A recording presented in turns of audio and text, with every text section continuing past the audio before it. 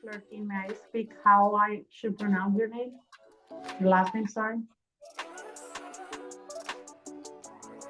I'm afraid he left.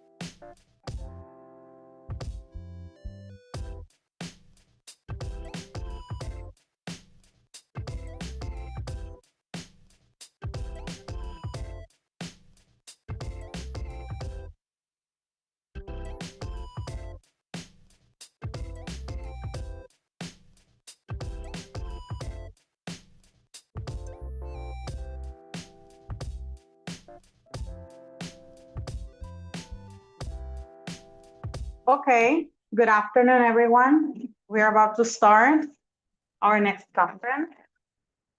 We are waiting for Dr. Flirtin. Say hi, Dr. Flirtin. Nice to meet you. Okay. Good afternoon. On behalf of the Universidad Autónoma de Sinaloa, welcome to our session. Higher assessment literacy improves the quality of classroom assessment and learning outcomes. We are honored to have Dr. Fernando Flirtin with us today. Today, we are glad to introduce our speaker, Dr. Fernando Flirtin. Dr. Fernando Flirtin is a special advisor, government relations and education at Michigan Language Assessment with over 30 years of experience in the English language teaching field. Dr. Flirtin is an English teacher and a medical doctor and has a master's degree in marketing and business and a doctor of education degree in higher education. Dr. Flirtin, the audience is yours. At the end, we will close with a 10-minute question and answer session. So if you have a question or something to say, you can write on the chat. Now, thank you so much. Thank you, Nuri and Angel, for the introductions, the invitation. Thanks on behalf of all the Michigan Language Assessment team, and congratulations on organizing such a great event. I'm sure it's a great success for everybody that is participating so far. I haven't been able to attend the previous sessions, but from what I saw from the program, I'd really like to see what's going on there. So congratulations on organizing such a great event. I guess if you're here interested in language assessment or in some way assessment literacy, let's see if I'm sharing the right screen. Are you, yes, able to see? I don't know if I can see. Let me see if I can see the chat in case anybody. I'm gonna be taking a look at the chat, so. Okay, I can't find it here, so I won't be able to see if anybody is saying something or answering something. So let me know if there's anything else going on there. So the topic is higher assessment literacy improves the quality of classroom assessments and learning outcomes. That's a long sentence. And I really think this is critical. It's really important for all of us as language teachers, administrators, coordinators, anyone that is involved in the field of English teaching needs to be aware of certain concepts and certain aspects of related to our skills and what we're doing in relation to assessments and testing. So this is an outline of what we're going to cover. I hope this can be relevant to everybody to some extent, and you will see when I say that as we get to the different topics. We'll talk about why assessment literacy is an important aspect to explore with our teams, with our institutions, in the whole country in some way. We'll talk about some definitions of assessment literacy. We'll do a brief survey, so we'll need your phones to make sure that you can have access to a few questions that I will send you. I'm not publishing your results or anything. Nobody will know who answered what, but I will share some of those results from previous presentations. We'll talk about a few concepts, best practices, and resources, and we'll hopefully get to talk about how all those concepts apply to specific classroom testing, development, improving our tests, and how we can share some of that information with colleagues. So if you're fine with this, let's move on with assessment literacy. Is it really necessary? Is it an important topic? I've worked at a few universities and I've taught testing and evaluation courses for some master's degree programs in English teaching, TESOL, TEFL courses, TESOL courses. And I was surprised that some master's degree programs here in the US don't have a formal, an official course on language testing or assessment. This is a really important area for teachers. Teachers spend, it's estimated that they spend about a third of their time on assessment-related activities in general. So it's definitely something we need to be aware of and to make sure that we can, we know what we're doing. TESOL, the international organization, has this 6 principles for exemplary teaching of English learners, and one of those, principle 5, is monitoring and assessing language development. That's obviously an important concept within that big puzzle of all the different skills that we need as English teachers. Teachers need to have solid ground in language testing theory and practical test writing skills.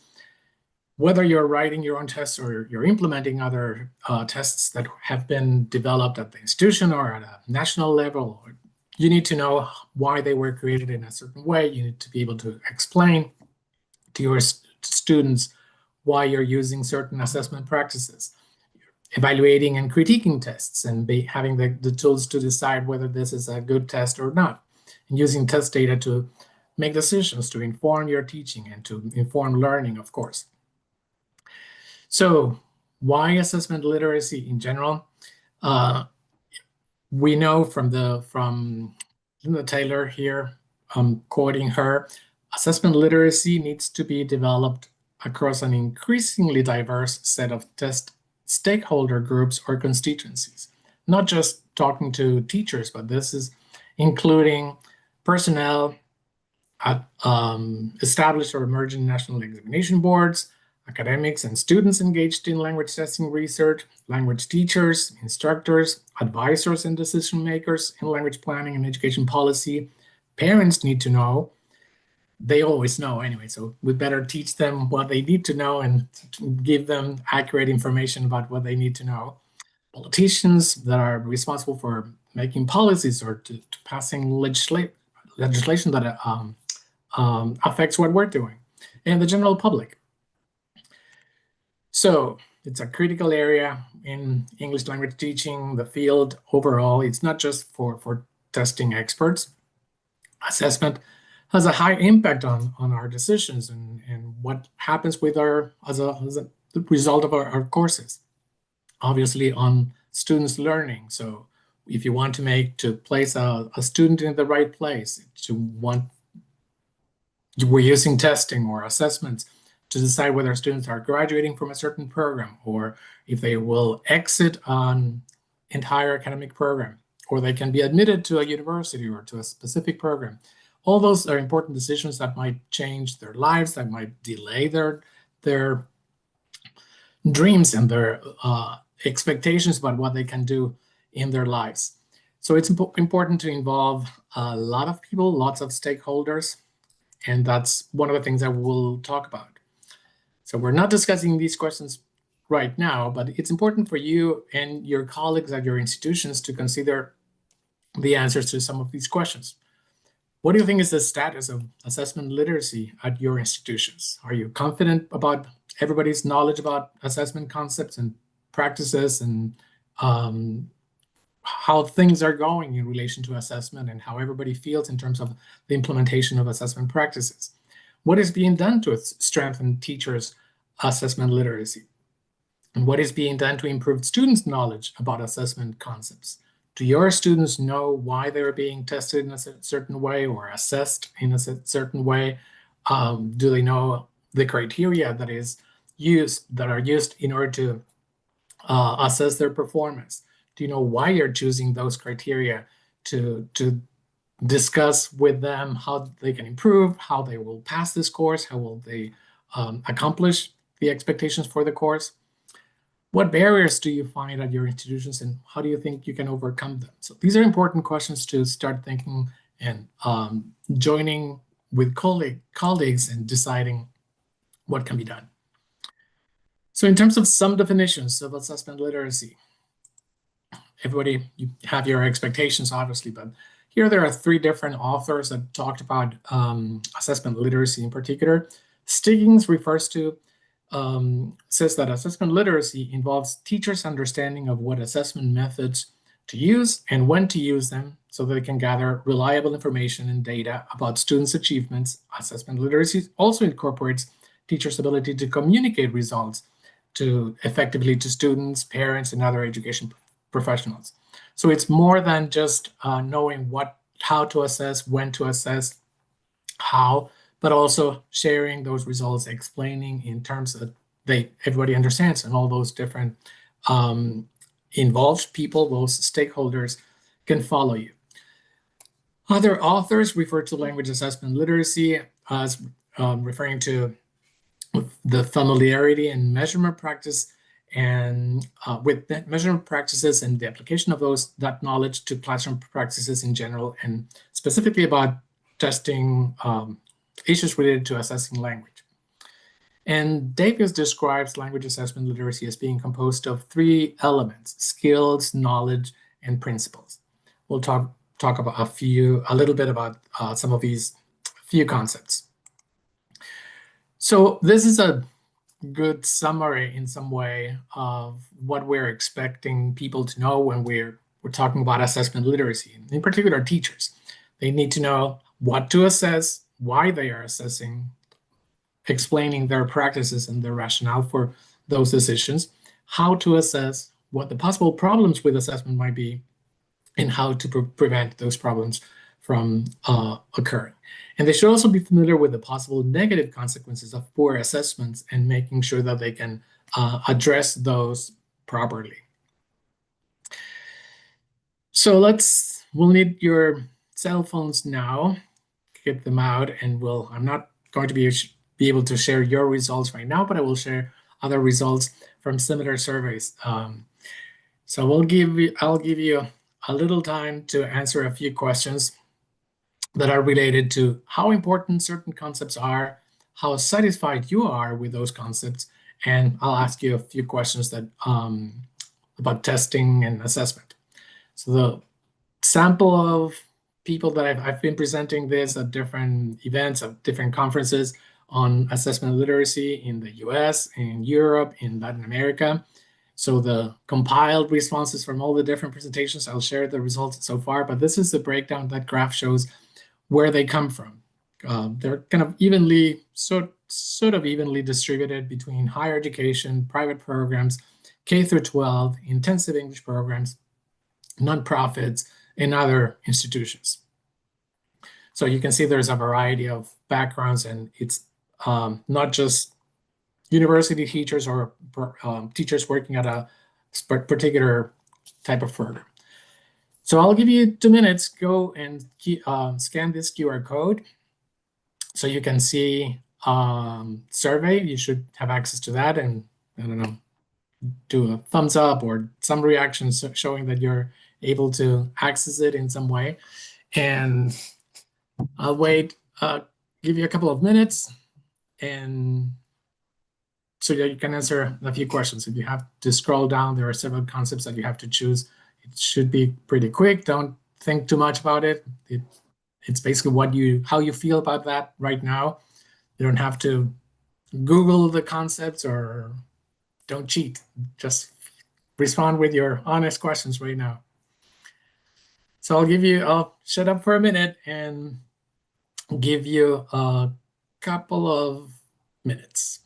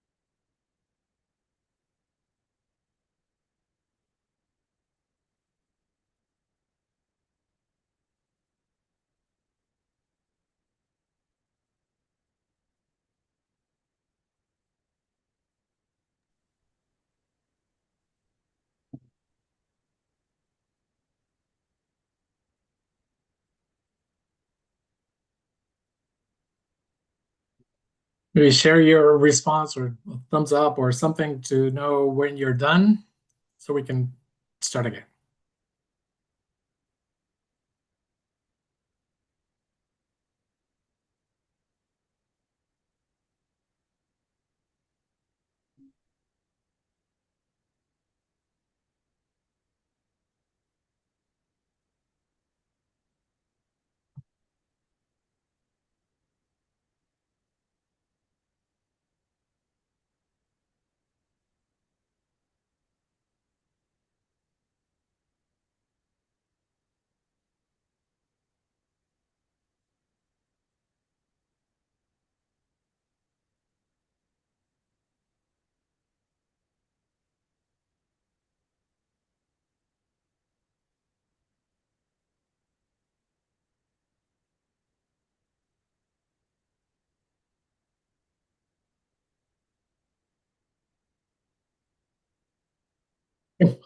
Give you a few more seconds, but I see several thumbs up already. So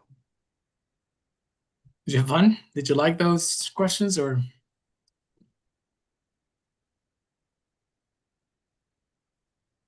So as you continue, we'll go over all those hearts. You love it.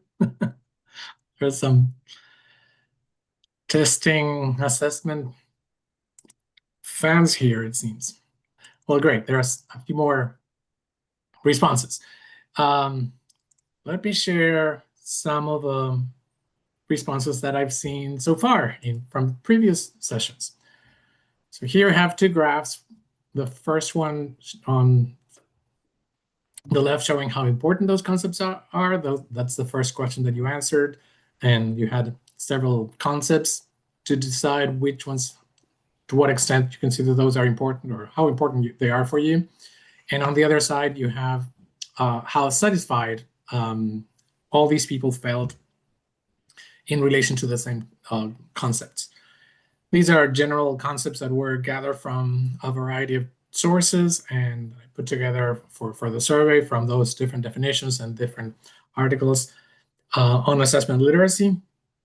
So you don't have to look at everything in detail, but look at the orange bars on the left for importance and the green bar right next to it underneath the orange one. For the great majority of, for all of the, practically all of these concepts, the orange and green bars are covering like around 40, 50%. Those are all really important concepts. Orange means extremely important, green means very important. So nobody denies the importance of all those concepts for us in terms of assessment for teachers. On the other side, you see the same colors about how satisfied they feel about their understanding of those topics.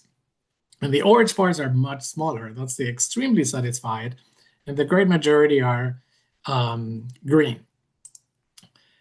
For an example, as an example, where is it? The second from the bottom, developing classroom assessments. Overall, the combining the two categories, the orange and the green, 86% of those thought they were extremely or very important, and 40% of those think that it was extremely important. So as we see from the yellow, from the orange and green bars there. On the other side, 70% consider that combining the two, the orange and the green, for the satisfactory, how satisfied they felt about this, with only 10% of those feeling extremely satisfied. So you see the big gap between how teachers from all that variety of institutional backgrounds feel about how they think, how important they think these concepts are, and how they feel they actually understand them, implement them, and apply them to their daily practices. So you had a few questions related to assessment concepts. You already responded to these questions. The first one is, a test is valid when inferences we can make based on its results are meaningful and useful. There's a direct connection between what we're expecting to assess and what we taught in the course and during the program, what curriculum learning objectives dictate for assessment, and what actually appears on those tests or assessments. Test is reliable when it shows consistent results from teacher to teacher, from student to student. In terms of how the test is administered, we generate the same results depending on how many people are evaluating. If different teachers are rating the same test, are they evaluating it following the same criteria? Are they arriving at the same conclusions from those results?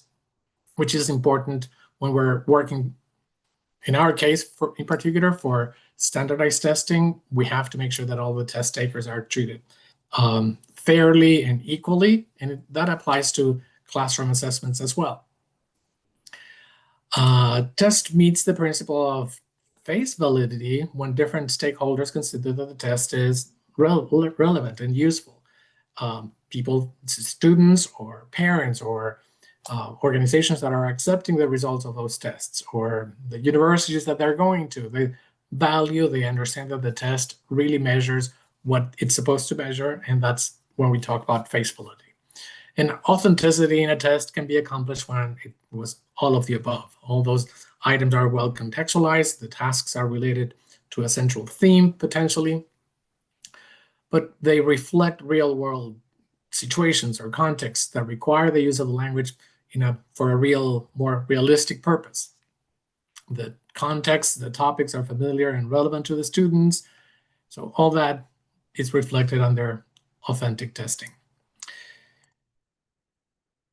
These were the responses that I got for two of those questions from other groups of teachers, the ones that I've been showing so far. And the same question about the first one is a test is reliable when it shows consistent results. We got 58% who answered it correctly, 36% said it was valid, and 7% said it was fair. And in the other case, test is valid when the inferences we can make based on those results are meaningful and useful. 39% answered it correctly. 32% answered the answer was reliable. Practical 18%, authentic 11%. So all those concepts are related to some extent. They're very clearly defined, and we need to be up to understand it's more than just studying this as a science. It's really understanding how it applies to our daily practice. So far we've covered the first three of those general topics that I announced from the beginning. We'll talk about a few assessment concepts and best practices, and then we'll still have time to talk about designing and improving classroom tests. Any questions so far? We're good? Let's see if I can open the chat. We're good? Okay, thank you, Nuri. So let's continue.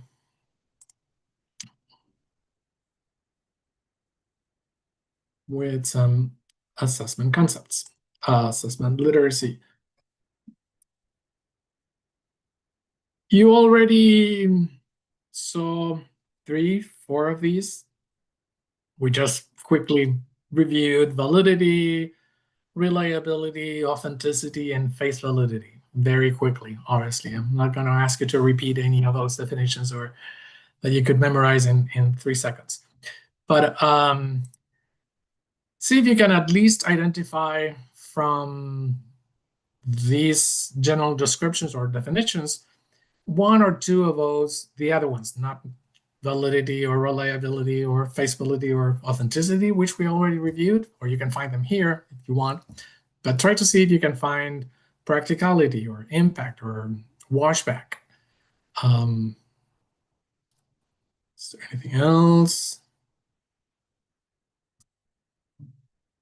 So I'll give you 1 minute, not 2 minutes, just 1, to come up with 1 from those. And you can post it on the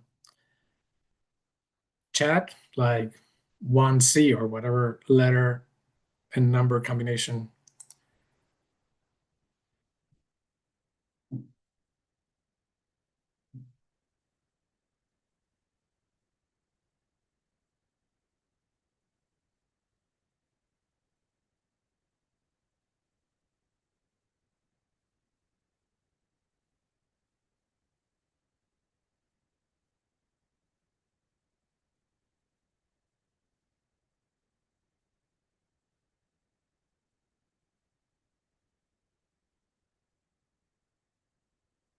Do you have one at least?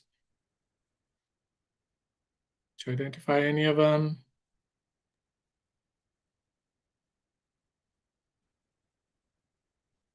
Yes, Samantha says 1A. Oh, great. Evelyn mentions 5A. Gustavo and I, D. Paulina says 5D. Daniel 5A. So far. Great. We have several responses. Perfect. So let's see the responses directly. I don't have the same correspondences, like 1A or letters and numbers, but you can see whether you were fine. So we already saw validity as the relationship between the test and curriculum and learning objectives. And the inferences that we can make based on the tests are helping us with in terms of usefulness and relevance to our academic program. Face validity was what other stakeholders consider valid. Reliability referred to consistency of measurements, and authenticity was how the test reflects real life contexts.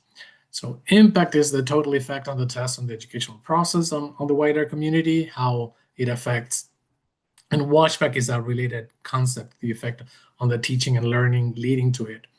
But those two concepts refer to the relevance that the test has and the impact that it has on students' learning, how they prepare for the test, how we might end up teaching to the test to some extent or not.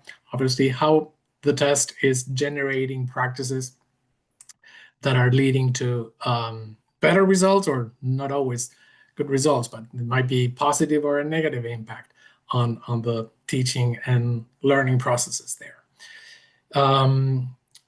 What else? And practicality is if we have the ideal test, but it requires very expensive equipment, or the only way we think we need to evaluate students is with VR equipment, and they need to be using these sets that we need to purchase for each and every one of them. That might be an ideal test, very realistic, very authentic in terms of expectations of what young students might have for the class and how to use the language, but our institutions might not be able to implement that or to afford those resources. So practical, we have to have time, people, we're not going to give them a test that lasts, I don't know, 5 hours.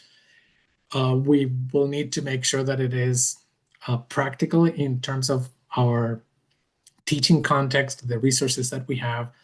So that's another important concept that we need to consider. So those are principles that are affecting our practices. And I saw that there was a question about how we can apply this in our daily practice. We'll talk a little bit about that after a few slides. And I see Andrea has another question about misconceptions teachers have about assessment literacy. We'll address some of those in a minute. Yeah. Here, have another chart. I'm not asking you to do anything with this one, but there are some of these are pairs of concepts that are important in terms of types of assessment. We need to be aware of the difference between criterion referenced and norm referenced tests. Between fixed responses and constructed responses, between achievement tests and proficiency tests. All those are important concepts that we need to be aware of. I'm not going to get into any of those, and I'll share a few resources where you can go for some of that information. But all of this is from McNamara, 2000. I think I have a book behind me.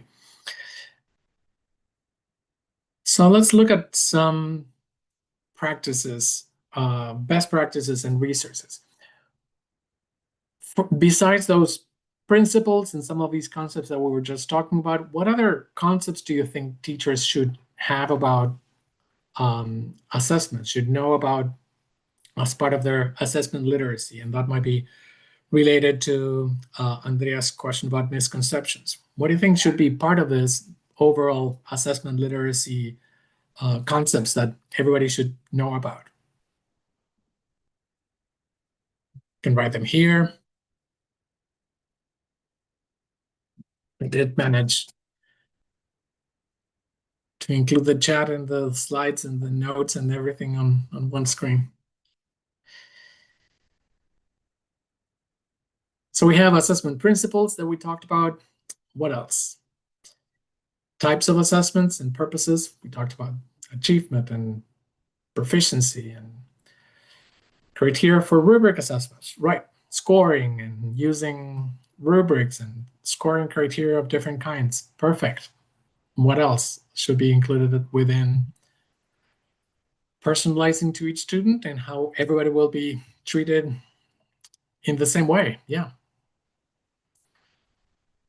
I hope Patricia doesn't mean like having a different assessment for a different rubric for each student. So everybody will get 100% on everything. Making sure that everybody feels treated fairly. Feedback, appropriate criteria for different students, exactly. Parameters for questions, formulation in tests, different types of tests. Great.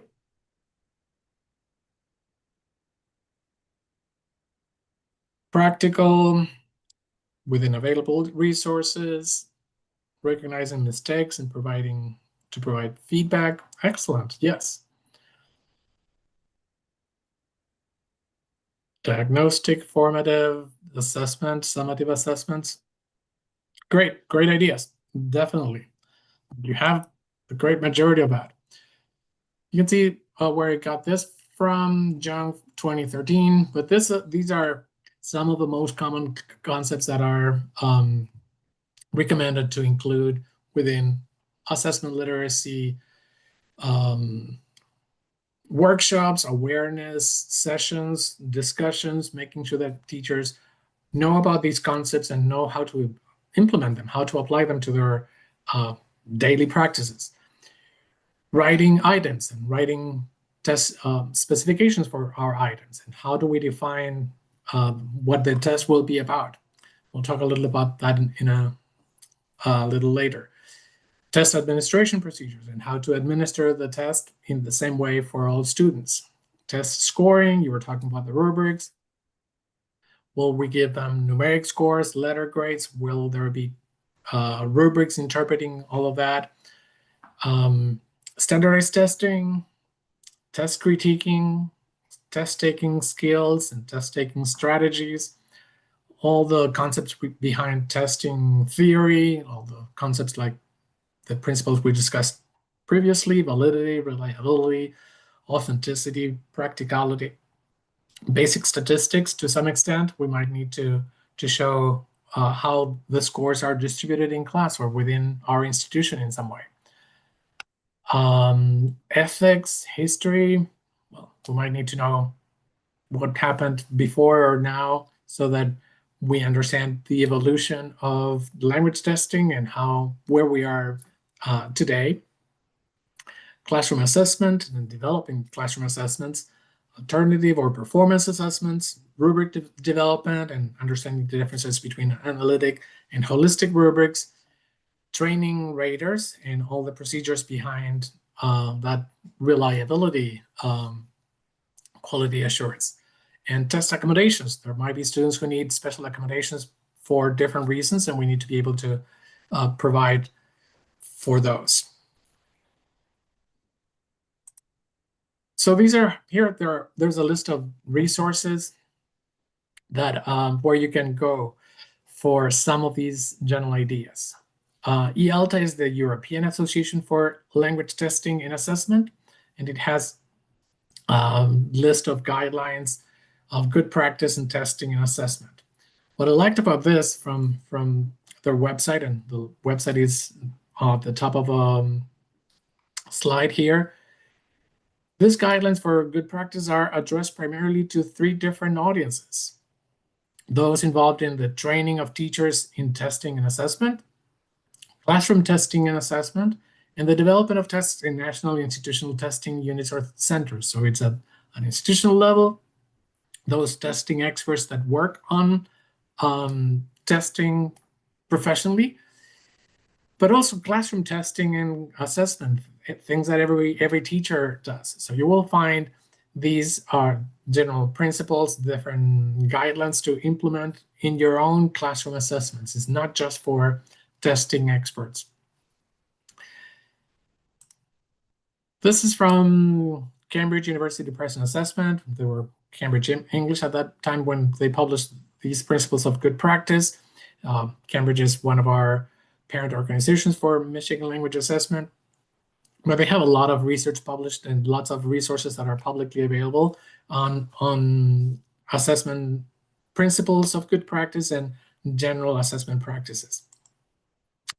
The International Language Testing Association, also ILTA, has some guidelines for best practices, and They have, I don't know if this is too small to read, but the responsibilities of teachers as test writers of both formal and informal tests, quizzes, and assessment activities include a variety of different things here. For example, you were just mentioning their number 5, 6, 7 are related to scoring and rubrics and scoring guides that are prepared in advance when human scoring is required. And those doing the scoring should be trained for the task with the scoring guide developed for that particular purpose. Scoring procedures must be clearly and carefully followed, and score processing routines checked to make certain that no mistakes have been made. So there are very clear practices to follow that we can easily implement even as a checklist in some way at our institutional levels. This is from the Association of Language Testers of Europe, the ALTE. They have a manual for language test development and examinations with several related concepts, and this is more related to validity arguments and how we can demonstrate the validity of our testing. You can see the concepts of usefulness in examinations and some other concepts that we were just talking about. And this is also from ALTE, a manual for language test development and examination. All these they have on their website are freely available. This is from the Council of Europe in collaboration with ALTE. There are several organizations that have lots of online resources that are publicly available. The Professor Glenn Fulcher has a lot of resources and videos on assessment topics that are even fun. The Center for Applied Linguistics, the International Research Foundation for English Language Education, TERF, has a lot of assessment. It has an assessment literacy references that you can consult, and all this is publicly available.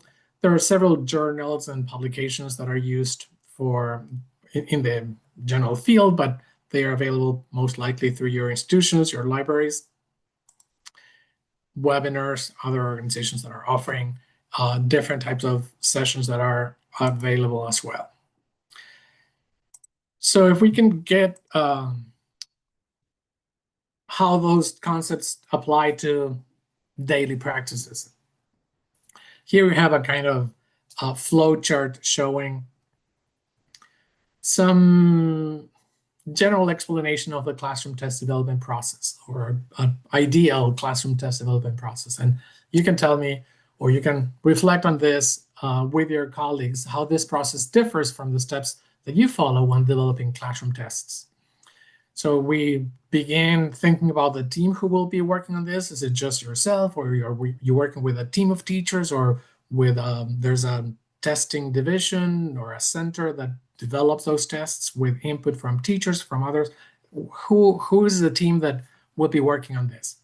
Even if you are doing it yourself, but for your students and just for an internal purpose for your classrooms, make sure that you can share it with other colleagues and sort of get feedback or pilot it with somebody else before actually implementing that with you will get a lot of feedback all the time. Whenever I've created my own assessments, sharing it with different people, I got a lot of information that was very useful that I was not aware of when I was writing some ideas or implementing it in class, that I could improve those practices and results significantly, getting feedback from other people. Thinking of a timeline to develop the specification for the test, to provide some practice with the students and making sure that they understand the process and the criteria, when we will be producing the test, administering it, scoring, how long it will take, thinking about all the schedules that will require. Probably one of the first questions you will need to discuss or think about is if you really need a test. Maybe you can do some other kinds of assessment. It's not really a formal test, but if you need a test, what needs to be tested? What is the content? What are the skills that you need to evaluate? What are the learning objectives that you're targeting in each particular case, and how are you going to make sure that the test content directly reflects what was taught in class, what the student learning outcomes dictate in that sense. Then you will write the specifications for the test, like what kind of test do we need? Is it to make a decision about pass or fail a course, or will this be the final, it's just a quiz to evaluate the content, their understanding of certain concept from a unit, or from a series of units, or a semester? Or is it the final course, and this will have much kind of importance in terms of final decisions that it will be used for? Are you going to give feedback to your students based on this test? So the test has to allow you to provide information like that to students. How long will it be? Which tasks? How many items you need for each of those? Is it going to be multiple choice? You need 10 items or 20 items, or why are you choosing a certain number of tasks, or which tasks? Always refer to your learning objectives and make sure that it's always reflecting what happened in class. And then you actually write it, or have somebody work on it, or the teams pilot it and give feedback, and as part of that general development process, and then revising, reviewing, implementing it. So this is probably a lot of information, and not everyone will be following all of this, but some of those ideas will be important to help you improve certain aspects of the test development, classroom test development processes. So this is an example of general test specifications for just for a classroom test that I had several years ago, just defining who are my students, why are they in this course, what is the purpose of the test, what skills, the content, the level that I need to check, what are the best tasks to use for that particular purpose, how it will be graded, what kind of feedback. And this is a general description for a listening comprehension test for a low intermediate level, with how many questions and what kind of expectations I had for each of those. We don't have to get into that, but it's basically just writing those test specifications, even for a classroom assessment, doesn't have to be a lengthy process, but it's really helping us focus on what we really need to assess. Some best practices before and after the test. You probably know about many of these, but something that is really important that I'm surprised talking to teachers that many times this doesn't really happen. Students need to be informed about the test, but what it will contain. It's not just to give them the answers or anything, obviously, but they need to know about the rubrics, how it will be evaluated, why they're taking this, what decisions are based, what the test will inform, and what decisions will be made based on that. That's the impact of the test. How long they should expect results to have the results back, what kind of feedback they're going to get from you. They should know about how to prepare for the test. What do they need to review? And after the test, we have to really kind of check how we did and evaluate those results, and have a general discussion or reflection by ourselves, or better with other people.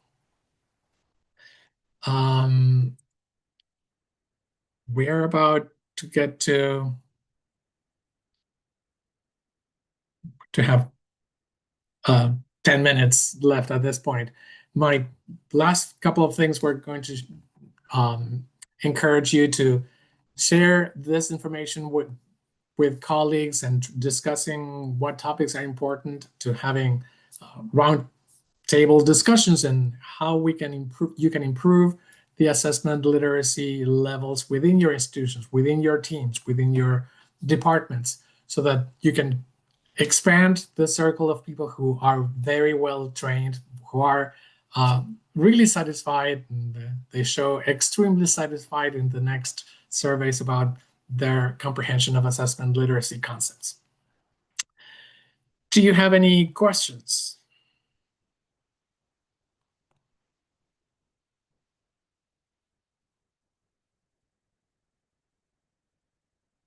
Or we can leave early.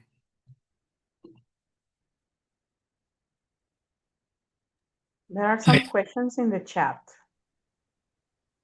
The Key or teachers give feedback to ourselves. Right, giving feedback is critical. And when you're planning the test, you need to know what kind of feedback you're going to be giving them, so that you can include plan for time to do that. If you're going to do it as a class, what kind of feedback you're going to share with the entire class, or individually, how will it be written? Will it be verbal?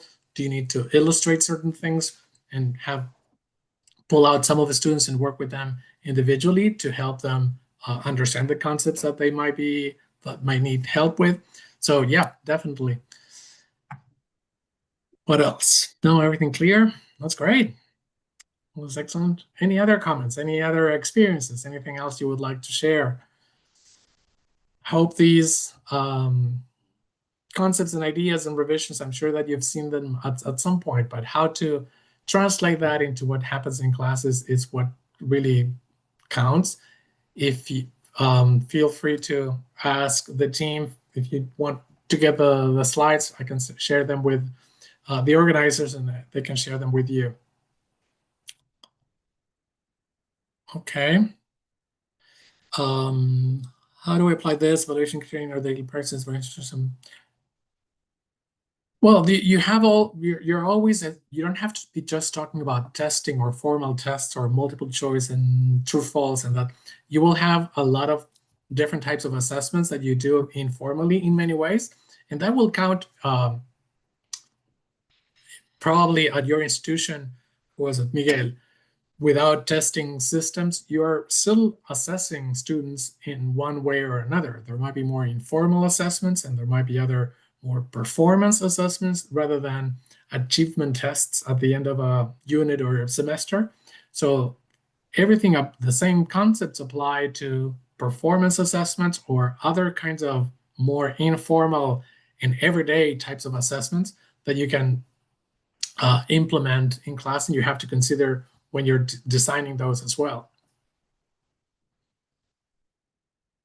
How does assessment in Paulina? That could have been very useful to some of us in the past. Glad to hear that. Diana says, how does assessment influence student motivation and learning outcomes? Great, thanks, Miguel, for confirming that. Student motivation and learning outcomes. I'm sure that all of you have a story to tell about some teacher that you still remember because of some kind of test. What was it, like probably 30 years ago, when I was studying medicine and in my medical career, there was my wife remembers this medical professor that was evaluating, and I failed one of the tests, the only test that I failed at that point. We don't have to get into the details about that, but my wife was telling me, you still remember that person and something. There are lots of stories that we can all tell, I'm sure, about our experiences with the impact that a test, an assessment, an evaluation, formal or informal, had on our motivation. So that's why the concepts of washback and impact, they can be positive or negative. We have to make sure that the testing is a positive experience for students. The better prepared they are, the better aware of how they will be evaluated and the criteria and everything I was just mentioning. That will contribute to a more positive experience. They will not find a surprise. Like they will see exactly what they were taught during that unit or course in the same way that they were taught. The test will reflect the content, the tasks, the methodology that you've been following in your teaching as well. It's not something that testing and assessment are totally dissociated from everything else that you're doing in class. So the more aligned those areas are and the more aware of why you're testing, why they need an assessment at this point, the purposes of this test, how they will be, the criteria that you'll be using to evaluate their performance, the kind of feedback, all that kind of general information will help them feel more confident, more at ease, less anxious about how to do it, and that will contribute to a much more positive experience and more motivation. But that's definitely something important to keep in mind, and helping students change that mindset about testing. It will always create anxiety. They should be feel more confident about that. And as they improve in their English proficiency, they can keep changing in terms of that attitude or perception about how assessment affects their lives and their futures. But it's up to us to help them with that process as well as part of a general assessment practices, good practices in class.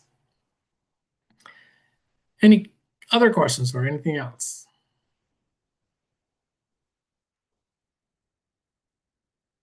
No more questions? Okay, Mireya has a question.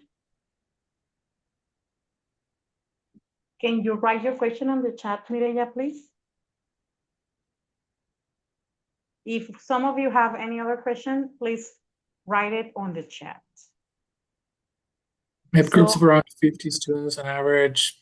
What strategy could we use to achieve effective assessments? Yeah, you probably have much better responses than what I can give you for large groups, but there are performance assessments that you can do in groups, that you can do in pairs, that you can do as tasks involving teams in some way that will help you with that. And that will be authentic, realistic, following kind of real life situations in some way. And that can help you manage that kind of general workload.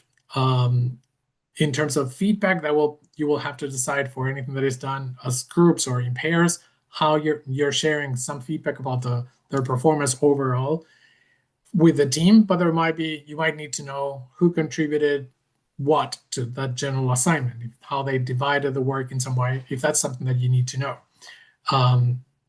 But I understand that will be a challenge, and that it's something that we've all faced in one way or another when we're working with larger classes, and kind of a ratio of time that we can have, the amount of time that we can have with each student is really important to be able to provide most individualized support, instruction, feedback to them. Evaluation is a learning opportunity and not an opportunity or a moment of punishment. Exactly. That will help students. That's a very good point, Sergio. Great point. And Mireya just says, what assessment tools are recommended for evaluating the acquisition of a second language in preschool students? Oh, wow, that's a whole other story that we'll have to meet some other time to talk about preschool. But the principles are all the same. When we have to make sure that they're still valid and reliable, but the tasks will be adapted to what you do at these levels, and reflecting what your methodology and how you're working with them as part of your curriculum and your instructional practices. But the principles that we've been discussing are the same for any context and for any high stakes, low stakes, important decisions, or more internal and informal assessments. They're all the same. For best practices, we should be following those general principles. That's the last one that I see. Yeah. I think I shared my email address at the beginning, but I can put my email here if you have any questions.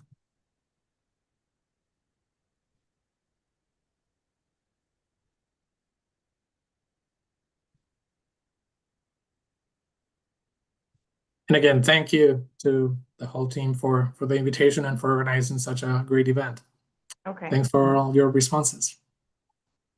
Okay, our time for questions has finished. We want to thank everyone for your thoughtful participation, and our sincere thanks to Dr. Flerkin. On behalf of the Universidad Autónoma de Sinaloa and the Dirección General de Escuelas Preparatorias, we extend our recognition to Dr. Flerkin for his valuable participation as a speaker at the Language Teaching International Forum 2025. His contribution helps in the professional development of our teachers and the academic training of our community. Thanks for sharing your experience and knowledge with us. And this brings to a closure today. See you all on the next session.